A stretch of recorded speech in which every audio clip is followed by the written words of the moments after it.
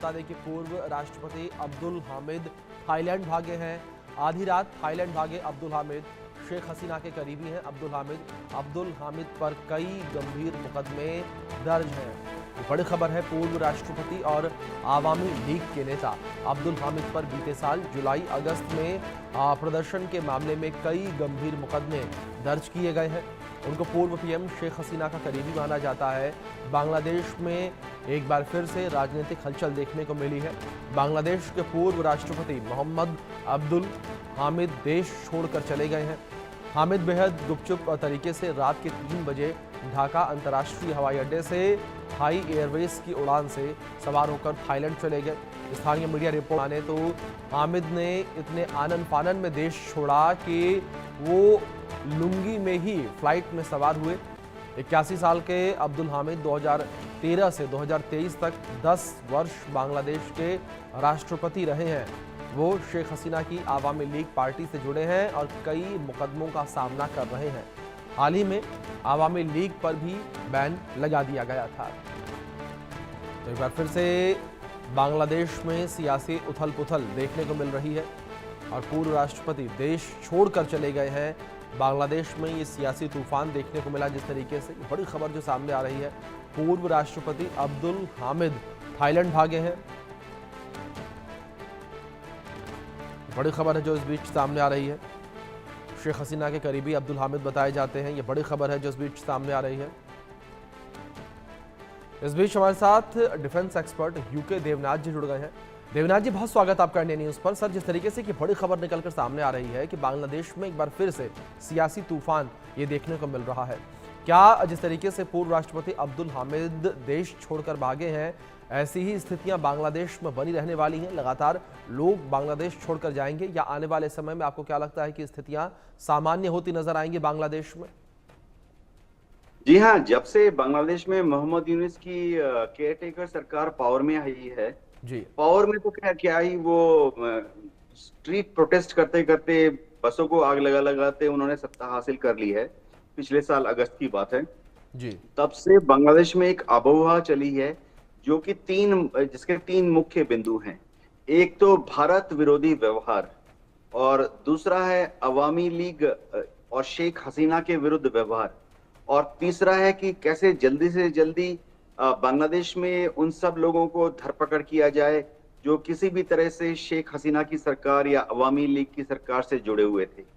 इसके रहते अब मोहम्मद यूनुस की सरकार जो है वो लगातार पाकिस्तान की गोद में जा रही है और चीन की जेब में बैठ रही है।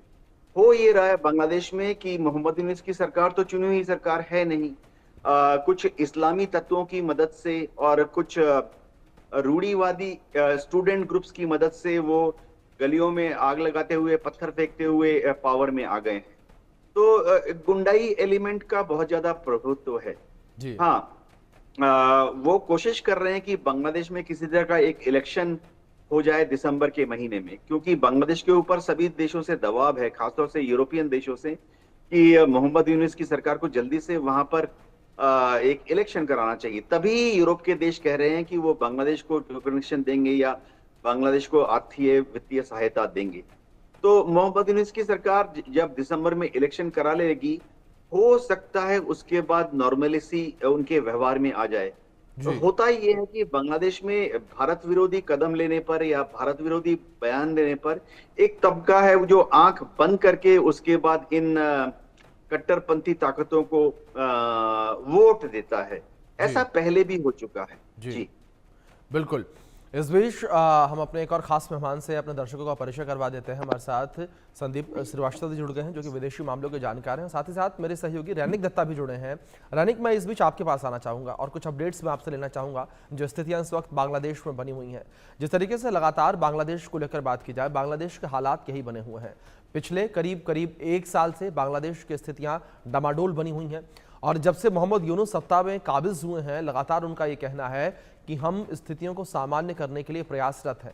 लेकिन रैनिक, आप भी लगातार इन चीज़ों को देख पा रहे हैं, हम भी लगातार इन चीज़ों को देख पा रहे हैं और जो तस्वीरें भी लगातार बांग्लादेश से निकलकर सामने आ रही हैं, वो लगातार यही कह रही हैं कि बांग्लादेश में हालात सुधरते नजर नहीं आ रहे।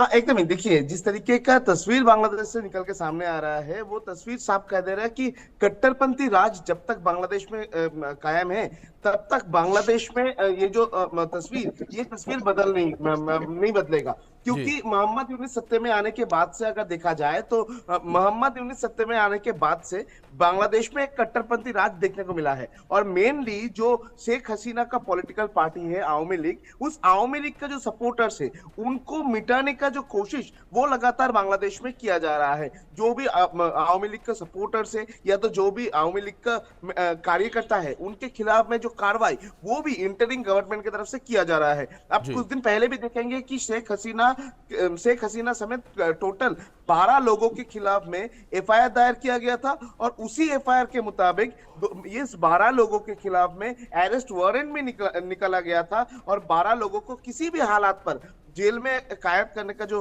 कोशिश वो मोहम्मद यूनिस की तरफ से किया जा रहा था। उसमें शेख हसीना का नाम भी शामिल है, और शेख हसीना को देश में वापस ले आने के लिए उसको ही हथियार जैसे इस्तेमाल कर रहे हैं मोहम्मद यूनिस का इंटरिम गवर्नमेंट। और अभी जो तस्वीर देखने को मिल रहा है, सिर्फ शेख हसीना का पॉलिटिकल पार्टी का मेंबर्स नहीं, उसके साथ साथ जो लोग शेख हसीना का होकर बात करते थे या तो बोल सकते थे करीबी है, आवामी लीग का करीबी है, उनके खिलाफ में भी कार्रवाई किया जा रहा है, उनके खिलाफ में भी एक्शन लिया जा रहा है, जिसका कारण में ही इस तरीके का जो घटना वो बांग्लादेश में सामने आ रहा है। बांग्लादेश का जिस तरीके का घटना सामने आ रहा है, उसमें एक बात तो साफ हो चुका है कि मोहम्मद यूनिस सत्ता में आने के बाद से ही जो पॉलिटिकल प्रेशर आवामी लीग के ऊपर तैयार किया जा रहा है, या तो बोल सकते हैं कट्टरपंथियों का जो प्रेशर आवामी लीग का जो सपोर्टर्स के ऊपर तैयार किया जा रहा है, उसके पीछे एक ही मकसद हो सकता है कि जो इलेक्शन होगा उस इलेक्शन में किसी भी हालात पर आवामी लीग को पार्टिसिपेट ना करना दिया जाए। बिल्कुल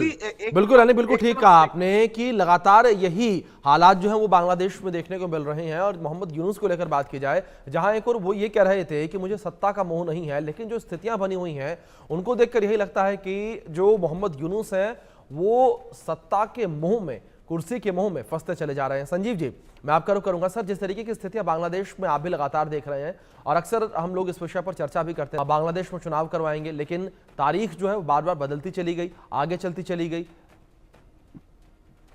देखिए, मोहम्मद यूनुस की जो सरकार का जो पूरा चरित्र है संदिग्ध है, और वो जिस तरीके की लगातार कवायदे कर रहे हैं, लगातार वो अपने कथनी और करने में अंतर हमेशा उनका दिखता है। तो ऐसे में जो उनसे इस बात की अपेक्षा करना कि ये बहुत जल्द इलेक्शन कराएंगे, मुझे नहीं लगता कि ये ऐसा करने जा रहे हैं। और इनकी मोहम्मद यूनुस की द्वारा अनेकों तरीके के जो प्रिटेक्स्ट, जो बहाने होते हैं कि इलेक्शन रिफॉर्म्स कराएंगे और इलेक्शन रिफॉर्म को पूरी तरीके से कराएंगे, और उसके बाद जी बिल्कुल बिल्कुल बिल्कुल संजीव जी, जिस तरीके से आपने जिक्र किया कि